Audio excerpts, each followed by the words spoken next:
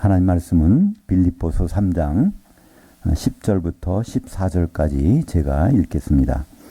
내가 그리스도와 그의 부활의 권능과 그의 고난에 참여함을 알고자 하여 그의 죽으심을 본받아 어떻게 해서든지 죽은 자들 가운데서 그 특급 부활에 이르려 하노니 내가 이미 얻었다 함도 아니요 온전히 이루었다 함도 아니라 오직 내가 그리스도 예수께 잡힌 바 된 그것을 잡으려고 달려가노라.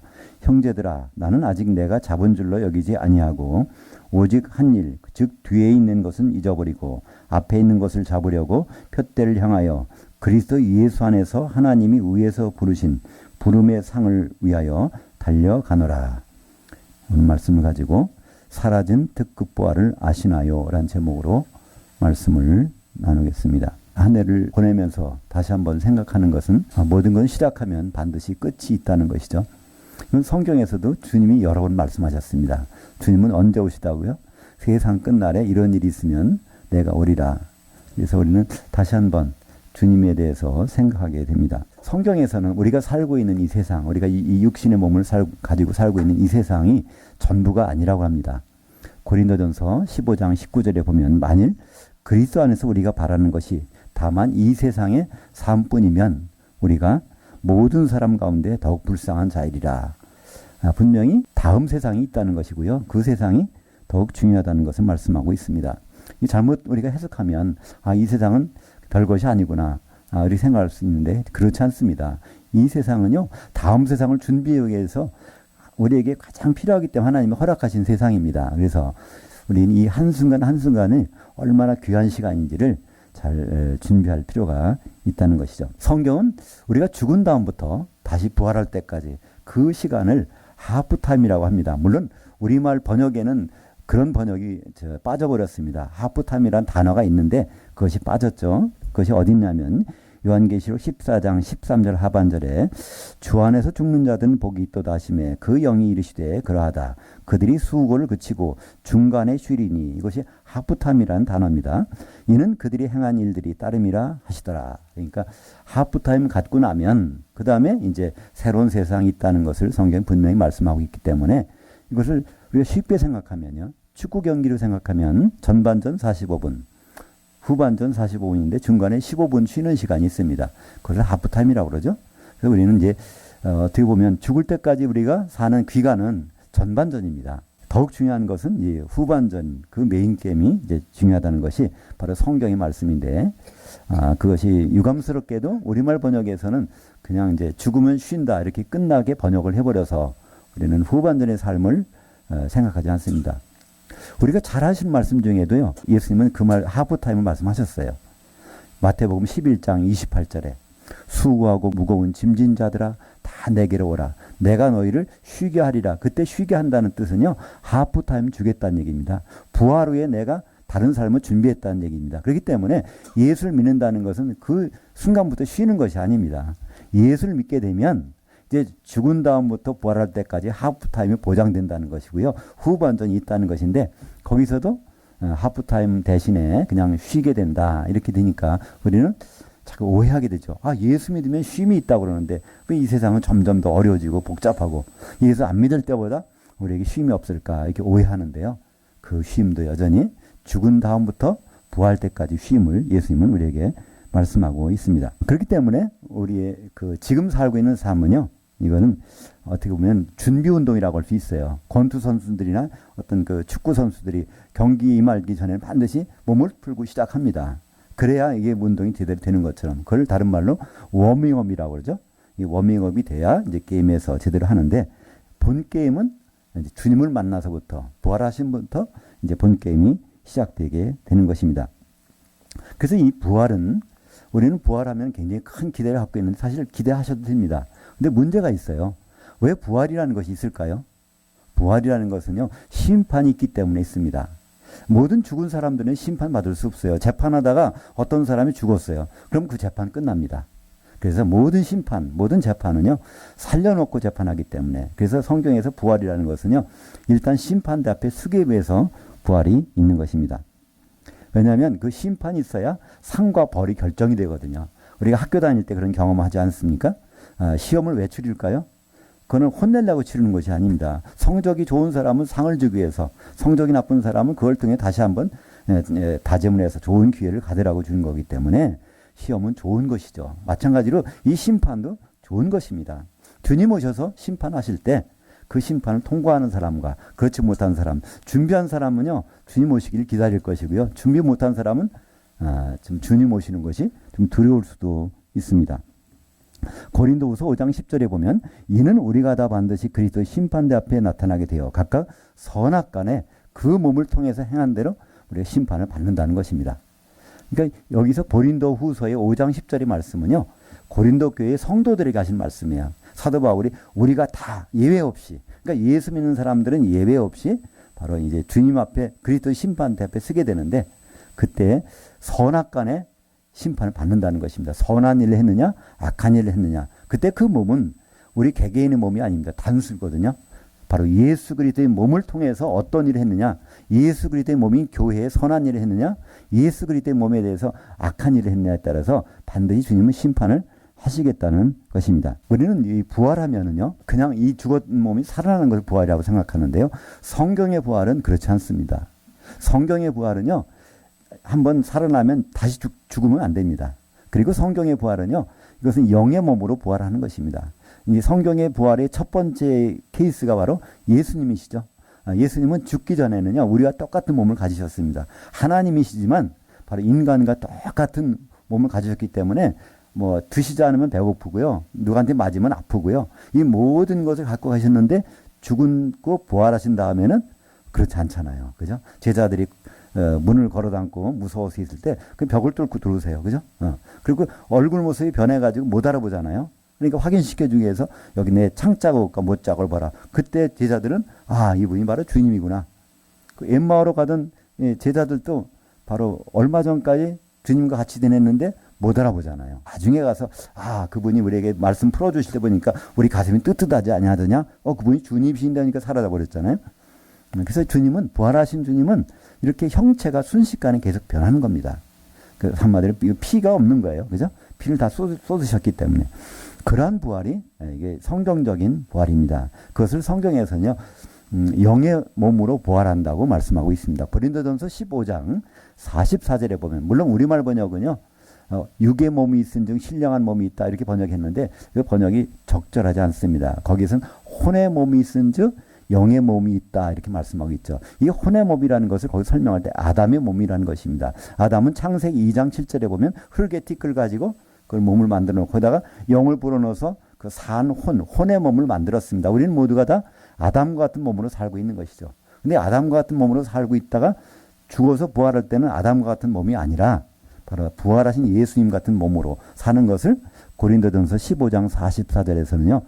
혼의 몸과 영의 몸의 차이라고 말씀하고 있습니다. 그렇기 때문에 우리는 부활할 때는 혼의 몸을 입는 것이 아닙니다. 부활할 때는 영의 몸을 입죠. 이것을 어떻게 우리가 생각해 볼 수 있을까요? 누에와 나비로 생각하시면 됩니다. 그죠? 누에는 뽕잎을 먹으면서 평면을 살고 있습니다. 그러나 누에꽃 속에 들어갔다 나올 때는요.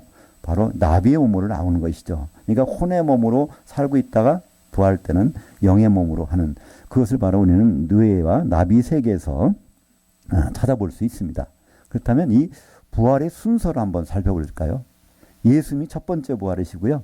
그리고 이 부활의 순서에 대해서는 고린도전서 15장 23절과 24절이 나오는데, 예수님이 첫 번째 영의 몸을 입은 분이고 그리스도께서 강림하실 때 그에게 이제 붙은 자, 부활한 자들이, 이것이 두 번째 영의 부활이고요. 그 다음에 마지막은 그 나라를 아버지께 바칠 때 예수님의 그 나라, 그리스도의 나라, 이 왕노릇한 나라가 어떤 나라일까요? 천년왕국이죠. 그러니까 천년왕국이 끝날 때 그때 부활이 있다는 것입니다. 요한계시록 20장 13절에 보면 그때 바다에서 죽은 자들이 부활하고 또 사망 가운데서, 음부 가운데서 부활해서 심판받는, 그것이 이제 영의 몸으로 부활하는 세 번째 마지막 케이스입니다. 요약하면 예수님이 첫 번째 영의 몸의 부활이고요. 예수님이 오실 때 우리가 영의 몸으로 바뀌는 것, 그것이 두 번째 부활이고요. 마지막은 백보자 심판 때 심판받기 위해서 부활하는 것이 있다는 것이죠.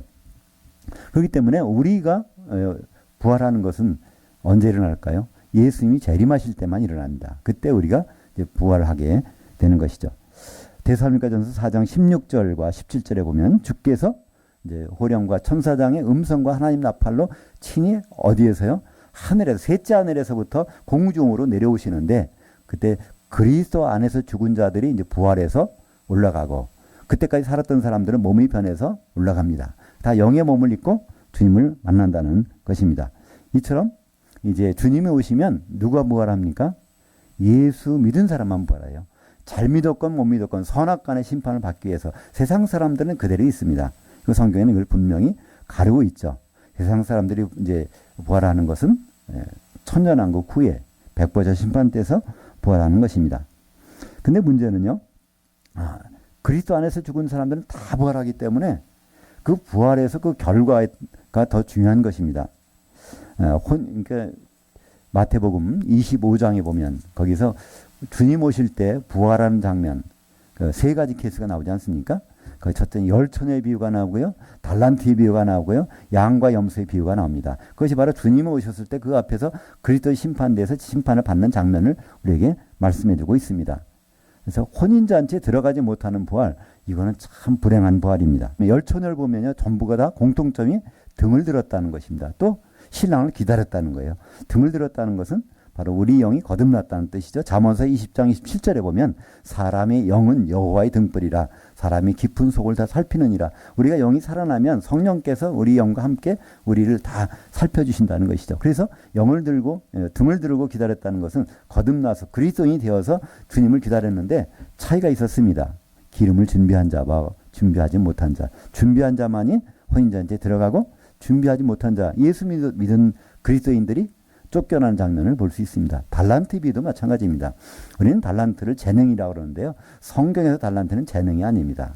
성경에서 마태복음 25장의 달란트는요, 주인의 소유를 다 맡겨놨다는 거예요. 예수님의 소유가 뭘까요? 그분의 기업인 교회입니다. 교회를 나눠서 맡겨놨는데 그 중에서 남긴 사람과 남기지 못한 사람이 있습니다. 우리가 혼자 예수 믿다가 혼자 남은 사람 다 뺏기고서 울며 어두운 데서 일을 간다고 말씀하고 있지 않습니까? 예수를 믿었는데 혼자 믿은 겁니다. 몸을 이루지 못한 거예요.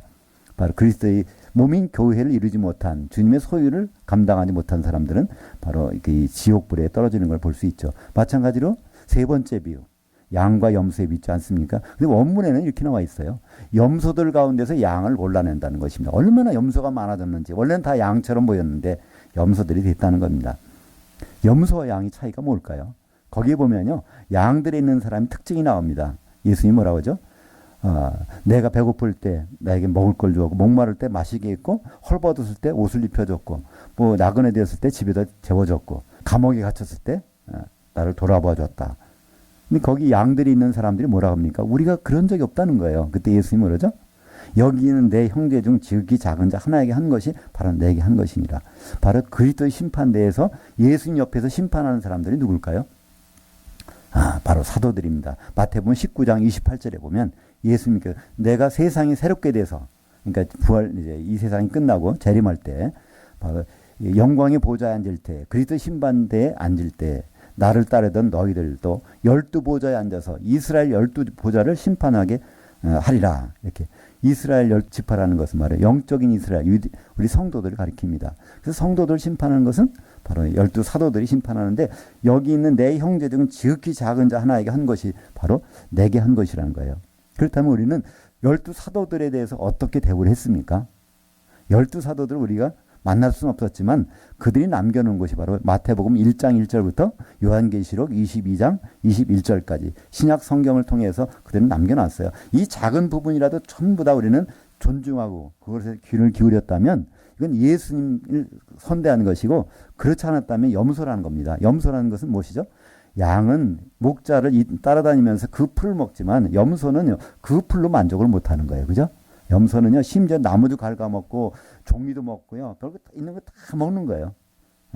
그러니까 주님이 우리에게 사도들을 통해서 우리에게 주신 말씀으로 만족하지 않는 그러한 성도들, 그걸 성경에서 염소라고 그러죠. 염소들이 가는 곳 어디입니까? 영벌이라고 돼 있죠. 바로 양들은 영생에, 염소들은 영벌에. 그때 영이라는 뜻은요, 영원하다는 영이 아닙니다. 원래 헬라어로는요, 아이오니우스라는 단어인데 한 시대라는 뜻이에요.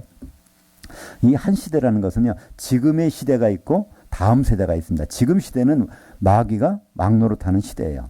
무적행이 들어갈 때까지는 마귀는 막노릇하고 있습니다. 세상 임금으로서. 이제 주님이 오시면 그런 결박돼서 무적행이 들어가면 예수님이 막노릇하는 시대, 그게 다음 시대입니다. 그래서 그 한 시대 동안에 바로 지옥불에서 던져지는 시간이 있는가 하면 우리 기름을 준비한 사람들은 주님과 더불어서 왕노릇하는 시기가 있다는 것입니다. 우리가 성경을 보면서 한번 갸우뚱하게 하는 구절이 있는데 그것이 바로 오늘 우리가 읽은 구절입니다.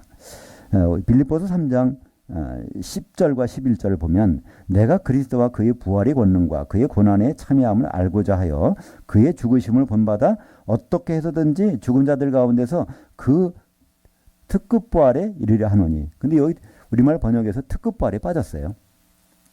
이 부활은 원래 그 앞에 있는 예수님의 부활을 알고 싶다는 거예요. 영의 부활에 대해서 알고 싶다는 겁니다. 혼의 몸을 입고 있다가 영의 몸을 입은 그분의 부활을 알고 싶은데 그 내용을 특별히 여기서 특급 부활이라고 말씀하고 있습니다. 이 헬라어는요, 이 부활을 아나스타시스라고 합니다. 아나라는 것은 다시, 그리고 스타시스라는 건 일어섰다는 겁니다. 죽으면 다 누워 있잖아요.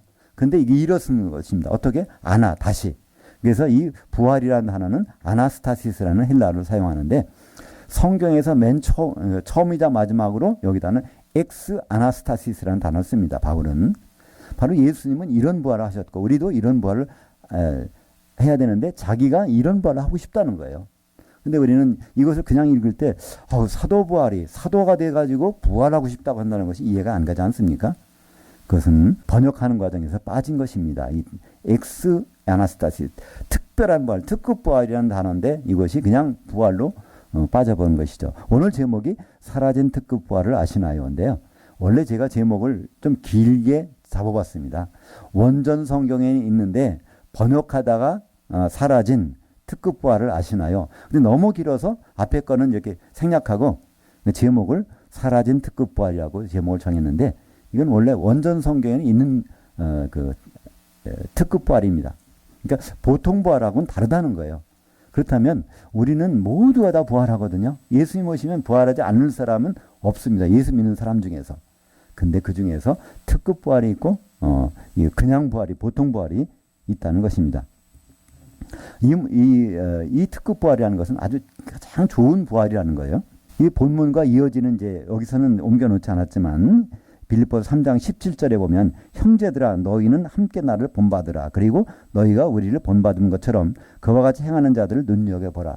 바울은 자기는 특급 부활을 가고 싶은데 한번 자기를 본받으라는 거예요. 이건 무슨 말일까요? 사도 바울이 하는 일처럼 뭐 전도하고 봉사하고 기도하고 이 내용을 하라는 얘기가 아닙니다. 그죠? 자기는 특급 부활을 하고 싶은데 바로 우리 성도들도 이 특급 부활에 참여했으면 참 좋겠다. 그런 뜻입니다. 그렇다면 우리가 부활해서 그냥 부활과 특급 부활은 어떤 차이가 있을까요? 그냥 부활만 했다면 준비 없이 그냥 부활하는 경우는 어떻게 될까요? 모든 사람들은 부활할 때 영의 몸을 입고 부활합니다. 그러나 그 뒤에 영의 몸을 입고 이제 공중에 올라가서 주님을 만나게 되죠. 그때부터 문제가 터지기 시작합니다. 그 전까지는 똑같이 교회 생활하고 같이 신앙 생활하고 죽고 그다음에 이제 낙원에서 지내다가 근데 주님 올라가서 주님 오실 때 다 우리가 영의 몸을 입고 다 부활해요. 근데 문제는요. 공중에 올라갔을 때가 문제입니다. 우리가 그렇잖아요. 만약에 고등학교에 들어가려고 하는데 중학교를 안 다녀서 졸업장이 없어요. 그럼 어떻게 하죠? 검정고시를 치르면요. 고등학교 입학 자격이 생기잖아요. 그러면 입학 시험을 치를 수가 있어요. 근데 그게 끝난 것이 아니잖아요. 그죠? 시험을 치러서 합격을 해야 되느냐만 이것이 관문이 있는 것입니다. 우리는 주님을 만나는 것 끝이 아닙니다. 주님 앞에 서서 그리스도의 심판대 앞에 서서 혼인잔치에 들어가느냐 그렇지 못하느냐 그 결과가 나와야 되는데 그것이 바로 혼인잔치에 들어가는 부활을 특급 부활 거기에 못 들어가는 부활을 성경에서 그냥 부활이라고 한다는 것이죠. 데살로니가 후서 1장 10절에 보면 그날에 그가 강림하사 그의 성도들에게서 영광 받으시고 모든 믿는 자들에게서는 놀랍게 여김을 얻으리시니. 그러니까 우리는 교회 생활할 때 성도, 신자 별로 아무렇게 관심 없이 생각합니다. 그죠? 오히려 성경 찬송가 중에는 그런 것도 있죠. 신자 되기 원합니다 라는 찬송가도 있는데요. 성경은 신자와 성도를 엄청 아주 구분합니다. 어디서요? 강림하실 때 데살로니가후서 1장 10절에 성도들에게서 영광 받으시는데 신자들은 어떻게 한다고요? 놀란다는 거예요. 그날 깜짝 놀라서 이게 땅을 치며 통곡한다는 것입니다. 왜 그럴까요?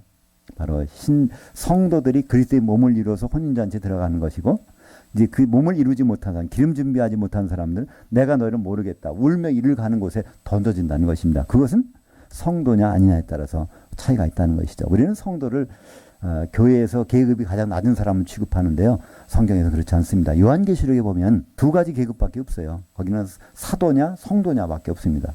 거기서 선지자가 나오지만 그 선지자는 대부분 교회를 말하든가 그렇지 않으면 사도를 얘기하는 것이죠. 그래서 이 성도라는 그 신분은 예수 그리스도의 몸을 이루는 지체들을 가리키고 있습니다. 그게 아니게 되면 바로 이 그냥 부활을 이룰 수밖에 없다는 것이죠.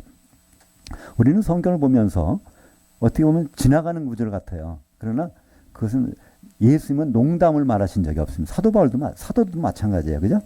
그래서 이 성도들에게서 영광 받으시는데 신자들은 바로 이 놀랍게 여긴다는 거예요.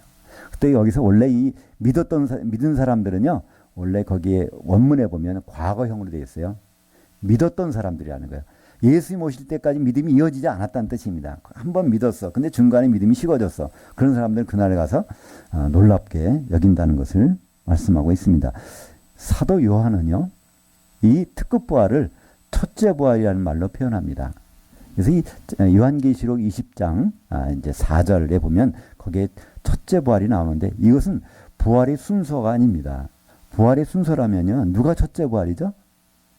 예수님이 첫째 부활입니다. 그죠? 예수님이 첫 열매니까.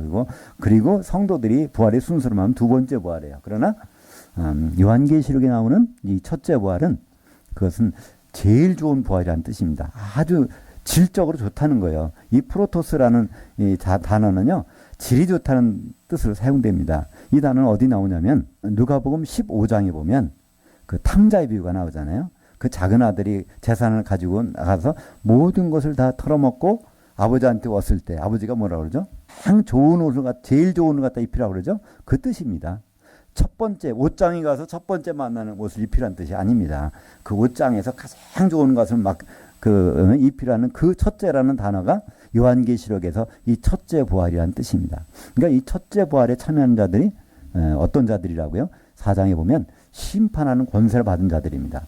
백보자 심판대에서 심판받는 사람들이 아니라 백보자 심판대에서 심판하는 권세를 받은 자들이 거기서 이제 첫째 부활에 참여하고 있다고 말씀하고 있습니다. 이것이 바로 이 특급 부활입니다. 이게 부활을 해서 그냥 공중에 올라갔다가 거기서 떨어지면 얼마나 그 낭패입니까? 그죠? 근데 거기서 혼인잔치에 들어가서 1000년 지난 다음에 그리스도와 더불어 왕 노릇하고, 그 다음에는 백보자 심판에서 이제 심판관 노릇을 하는 것이죠. 요한계시록 20장 4절과 5절을 그 주보의 오른쪽에 있는데 밑에 보시겠습니다. 또 내가 보좌들을 보니 거기에 앉은 자들이 있어 그 심판하는 권세를 받았더라. 그 나머지 죽은 자들은 1000년이 차기까지 살지 못하더라. 이것이 바로 그리스도의 심판대에서의 결과입니다. 주님 오시면 다 올라갔어요. 근데 거기에서 1000년 동안의 왕 노릇하고 그 다음에 심판의 자리에 앉는 사람들이 있는가 하면 그 나머지 죽은 사람들, 이 사람들은 다시 죽은 거예요. 어떻게 죽죠?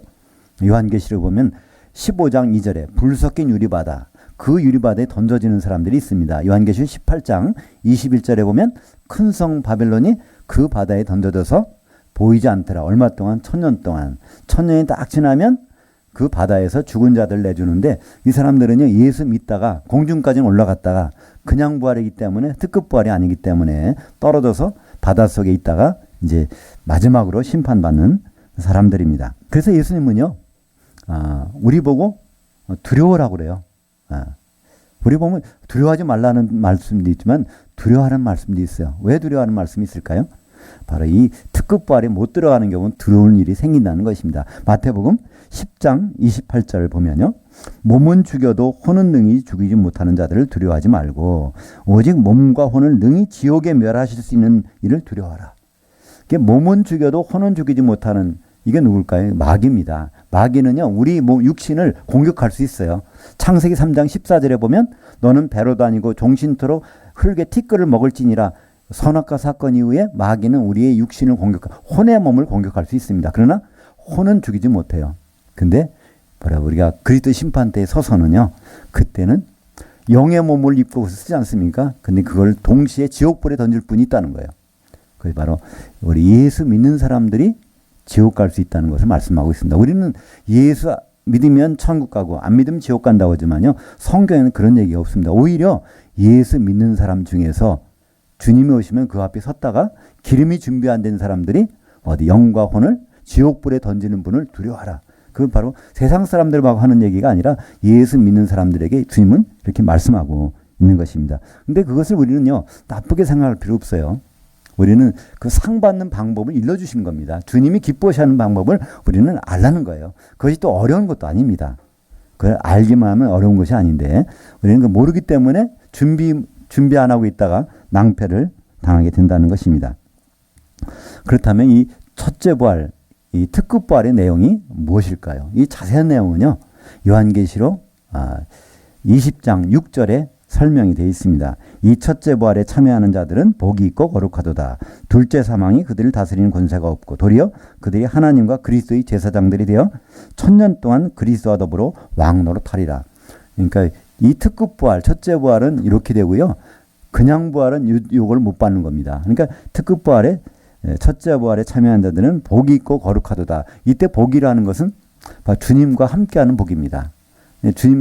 주님을 만나서 만나는 것까지 하면 안 돼요. 만나서부터 계속 함께 있는 것. 이것을 마카리오스라는 단어로 쓰는데요. 그런 복이 있고 거룩하도다. 이거는 성도들이라는 뜻입니다.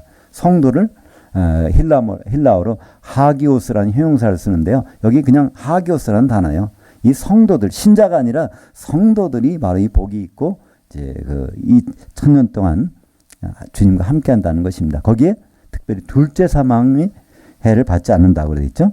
둘째 사망이 그들을 다스리는 권세가 없다. 둘째 사망은 바로 이 불못에 던져지는 것입니다. 불못에 던져지지 않는다는 것은 뭘까요? 불못에 던져질 사람은 곤란한 그 자리에 심판하고 있는 자리고 받는 사람이 아니라는 것입니다. 그죠? 그러니까 심판받는 사람과 심판을 하는 사람의 차이가 바로 이 특급 부활을 한 사람들은 심판하는 사람들이고 특급 부활이 아닌 사람들은 심판받는 사람들. 어디에서요? 백보자 심판대에서 그런 일이 벌어지는 것입니다. 그리고 이들이 제사장 노릇한다는 겁니다.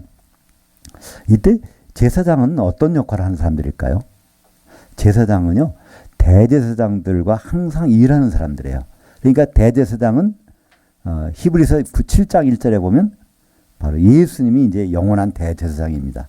그러면 예수님과 영원히 있는 사람들은 제사장밖에 없어요.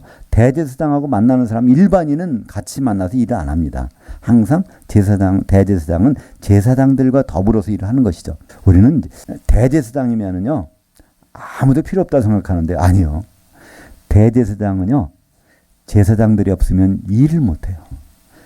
성막이나 성전에 들어갈 때 지성소까지 들고 가야 되는 향을 준비하는 것은 제사장들이 준비해야 대제사장이 그걸 가지고 갑니다. 그죠? 또 짐승이 피를 내는 것도 제사장들이 해줘야 그 피를 바르고 이제 들어갈 수 있는 거예요. 그러니까 예수님은 이 제사장들이 우리들이 필요한 거고요. 우리들은 바로 예수님이 필요한 사람들. 둘 뗄래야 뗄 수 없는 거예요. 1000년 동안 바로 이제 제사장들이 되어서 주님과 더불어 일하는 일들. 그것이 바로 누구에게요? 첫째 부활에 참여하는 사람들, 특급 부활에 참여하는 사람들, 기름이 준비한 사람들에게 주어지는 일입니다. 우리는 예수 믿으면 생명책의 이름이 올라갑니다. 우리는 그건 끝이라고 생각해요. 근데 그 이름이 지워질 수 있다는 것을 아십니까? 요한계시록 3장 5절에 보면 이기는 자는 생명책에서 이름을 지우지 않겠다는 거예요. 그렇다는 얘기는 생명책의 이름도 지워질 수 있다는 얘기입니다. 이기는 자가 되지 아니하면, 믿음을 끝까지 지키지 아니하면 생명책 이름도 지워질 수가 있다는 거예요. 그렇다면 가장 안전한 방법은 뭘까요? 생명책에 이름이 있는지 없는지를 따져야 되는 입장이면 참 불쌍한 입장이에요. 그러나 생명책에 이름이 있는지 없는지를 조사해보고 재판하는 자리 있으면요, 그건 안전하잖아요. 이것만큼 확실한 것은 없습니다. 그래서 우리는 특급 부활은 그냥 있어도 좋고 없어도 좋은 것이 아닙니다. 특급 부활에 참여하면 생명책에 이름이 있는지 없는지를 심판하는 자리에 서기 때문에 이것은 가장 확실한 길이죠. 우리가 그냥 부활로 끝난다면 이거 참 낭패입니다. 우리는 그 부활은요, 우리가 신경 쓰지 않아도 될 수 있어요. 데살로니가전서 4장 16절에 보면 주께서 강림하실 때 그리스도 안에서 죽은 자들을 다 부활시켜서 그때까지 살았던 사람도 몸이 몸으로 변하게 해서 공중에서 만나신다고 하셨기 때문에 부활한 건 걱정하실 필요 없어요. 다 예수 믿었기 때문에. 근데 그 다음부터가 거기서가 걱정입니다. 그 내용이 우리 서두에 말씀드린 마태복음 25장에 나오는 세 가지 그리스도 심판대의 현장의 모습. 열처녀의 신랑을 맡고 있는 열처녀. 그리고 주인 앞에 서 있는 달란트를 받은 자들. 그리고 양과 염소에서 목자를 만난 양과 염소의 모습에서 우리는 예수님과의 대면 현장을 볼 수 있는데 거기에서 둘로 갈라진다는 것이죠. 특급 부활로 들어가느냐? 그렇다면 그냥 부활해서 다시 바다에 던져져서 1000년 동안 있다가 생명체의 이름이 있을까 없을까를 고민해야 되는 입장에도 있는 것. 그것이 바로 성경에서 말하는 그냥 부활입니다. 저와 여러분의 부활은요, 그냥 부활은 너무나 위험이 큽니다. 우리가 들어가야 되는 부활, 특급 부활이고요. 그 특급 부활은 어려운 것이 아닙니다. 바로 기름을 준비하는 것이고 그 기름은 성령님이시고 성령님 어디 계신가요? 마태복음 18장 20절에 두세 사람이 내 이름으로 모인 곳에 내가 반드시 거기 함께 하겠다. 바로 예수님이 영을 주신 그 이름으로 보내주신 성령께서는요, 성도들이 바로 교통하는 곳에는 반드시 계시겠다는 약속이 있습니다. 우리는 기름 구하러 다른 데 갈 필요가 없어요. 기름은 어디에 계신다고요? 정말 성도들이 영적으로 교통하는 이런 공간이 있고요. 또 비록 이 자리는 없지만 영 안에서 교통하는 그런 곳에는 성령의 기름이 충만하게 될 것입니다. 사라진 특급 부활, 그건 바로 우리의 부활이 되어야 될 것입니다. 기도하겠습니다. 하나님 아버지 감사합니다.